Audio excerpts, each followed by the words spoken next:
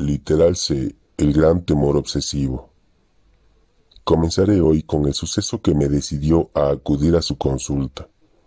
Era en agosto y me encontraba en X, cumpliendo el periodo anual de servicio militar como reservista.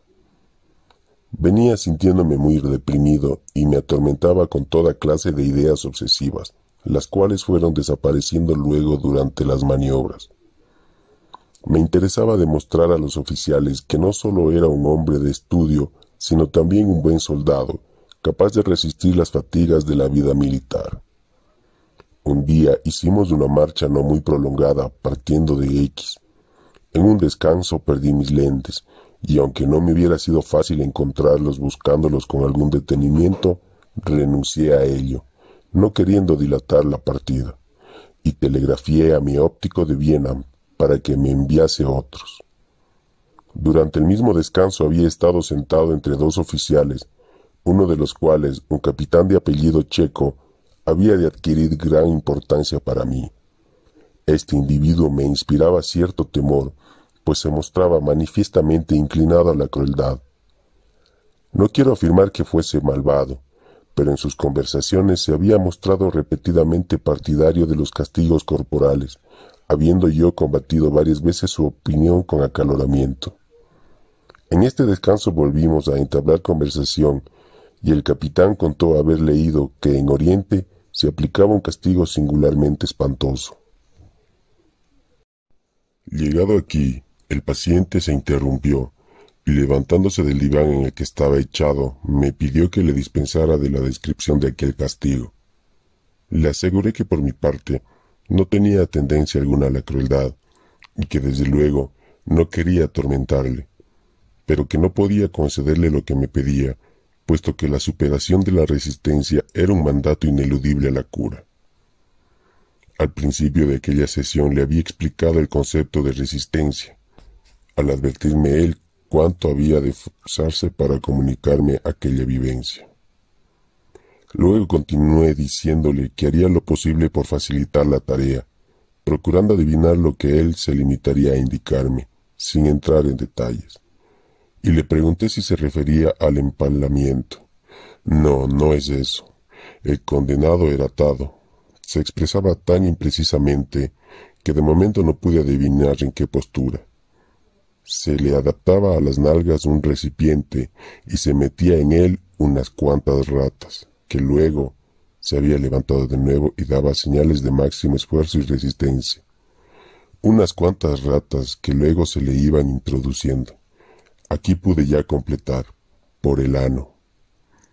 En todos los momentos importantes del relato podía observarse en él una singular expresión fisonómica compuesta, que sólo podía interpretarse como signo de horror ante un placer del que no tenía la menor conciencia.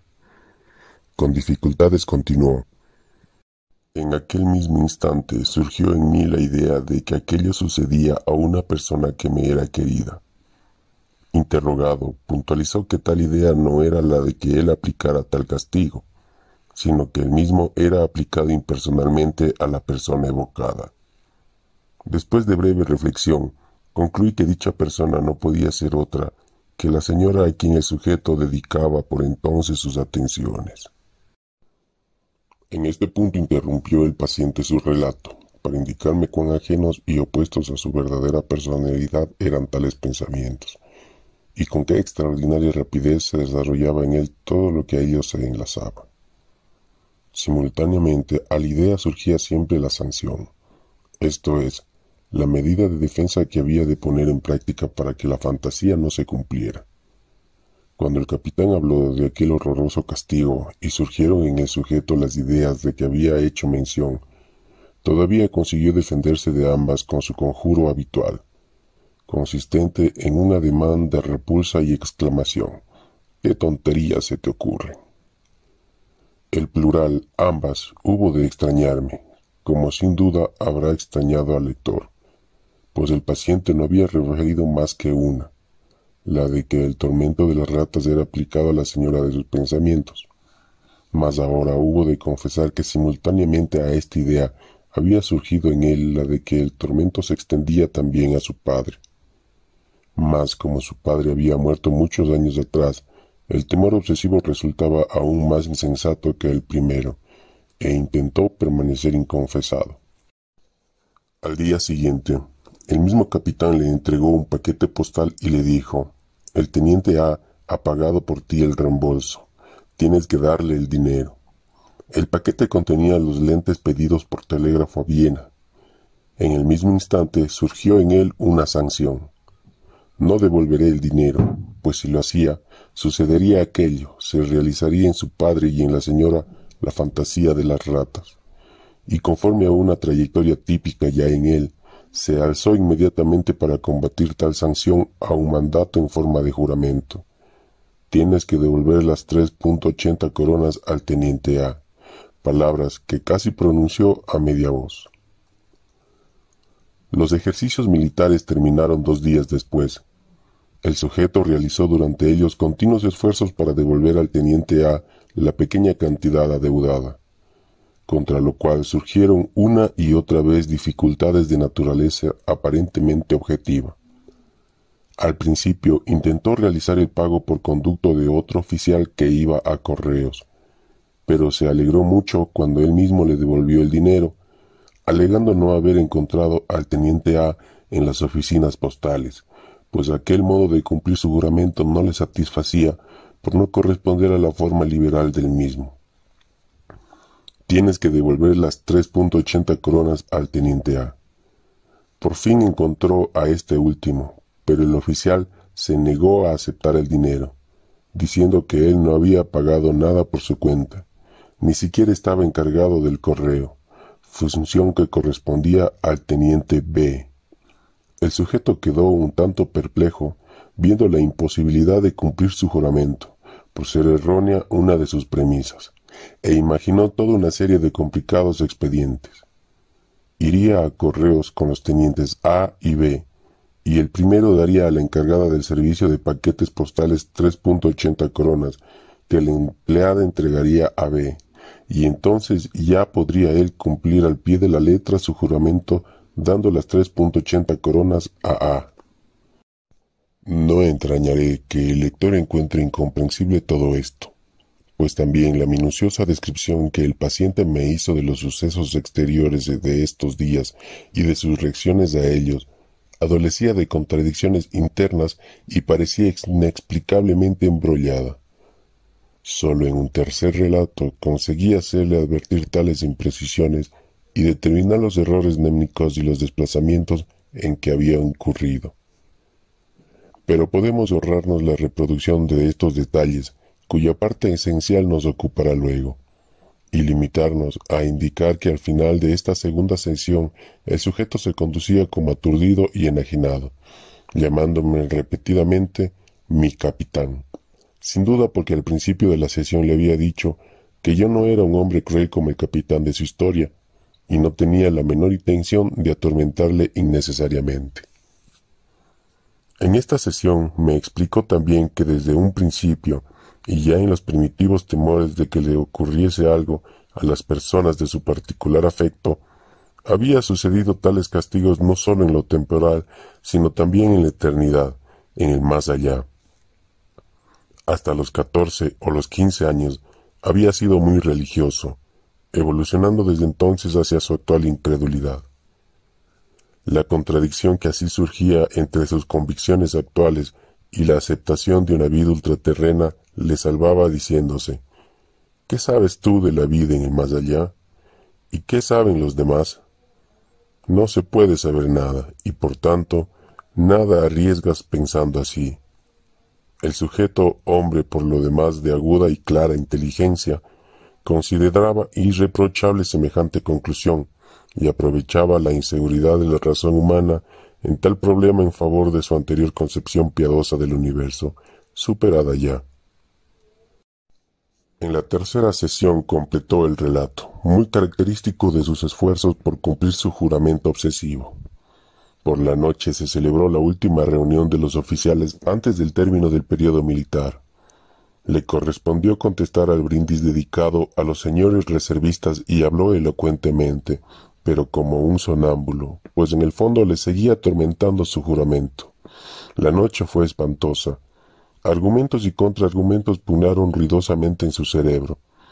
El argumento principal era, naturalmente, que la premisa fundamental de su juramento se había demostrado errónea, ya que el teniente A no había pagado por él ningún dinero. Pero se consoló pensando que A haría con ellos el día siguiente una parte de la marcha hasta la estación ferroviaria de P, y podría él darle el dinero, rogándole que se lo entregase a B. Llegado el momento, no lo hizo, y dejó partir a A, sin decirle nada, encargando en cambio a su asistente que le anunciara su visita para aquella misma tarde.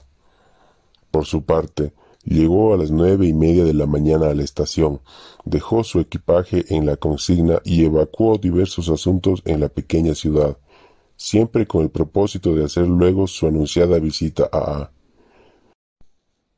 El pueblo en que A se hallaba acantonado estaba a 1 hora en coche de P.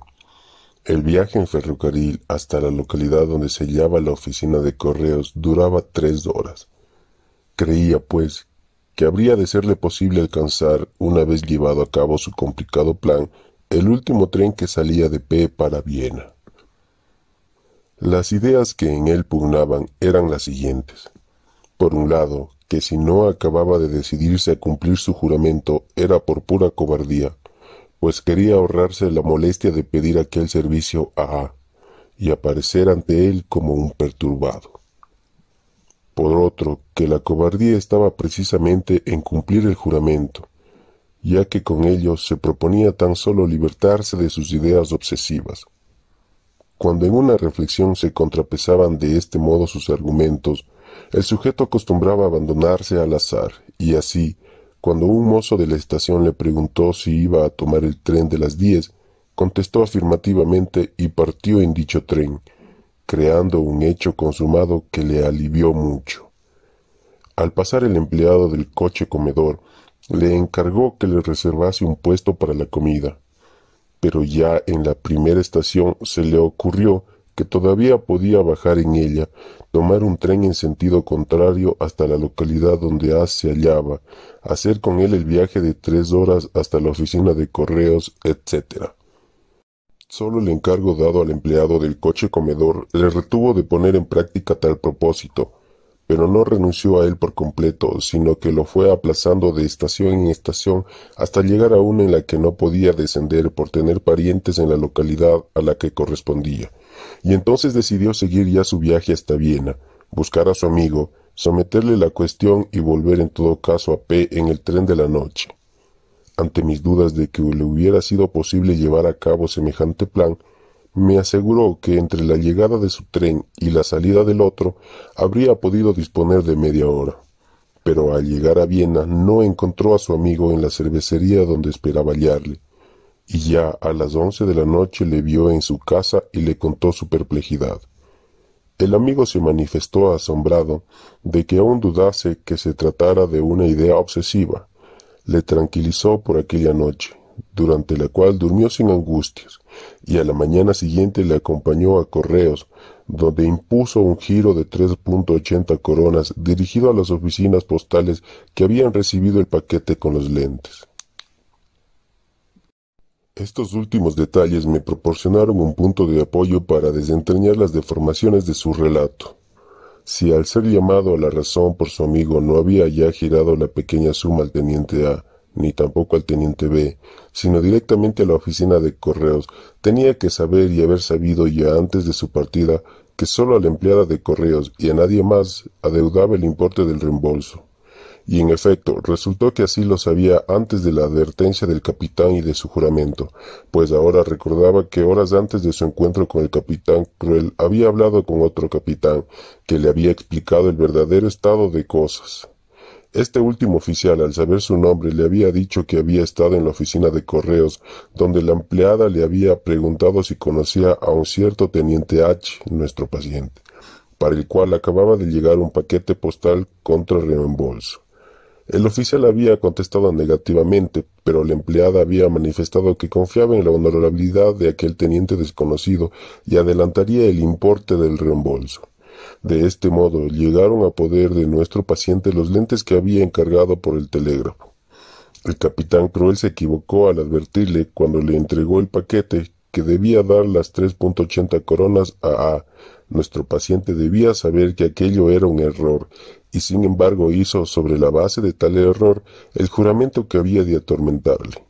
En ello, y luego de su relato de tales sucesos, se ocultó a sí mismo y me ocultó a mí el episodio del otro capitán y la existencia de la amable empleada de correos. De todos modos, reconozco que después de esta rectificación aún se nos hace más insensata e incomprensible que antes su conducta. Al separarse de su amigo y volver a su casa, tornaron a atormentarle sus dudas. Los argumentos de su amigo no habían sido sino los mismos suyos, y veía muy bien que si le habían tranquilizado temporalmente era tan solo por la influencia personal del mismo. La decisión de consultar a un médico quedó entretejida en el delirio de la siguiente ingeniosa forma. Se haría dar por un médico un certificado de que para su restablecimiento le era necesario llevar a cabo con el teniente A aquella serie de actos que había proyectado, y seguramente tal certificado movería al oficial a aceptar de él las 3.80 coronas. La casualidad de que en aquellos momentos cayera entre sus manos un libro mío orientó hacia mí su elección, pero, comprendiendo que no había de obtener de mí tal certificado, solo me pidió, muy razonablemente, que libertase de sus ideas obsesivas. Muchos meses después, en el punto culminante de la resistencia, le acometió de nuevo la tentación de ir a P, buscar al teniente A y representar con él la comedia de la devolución del dinero.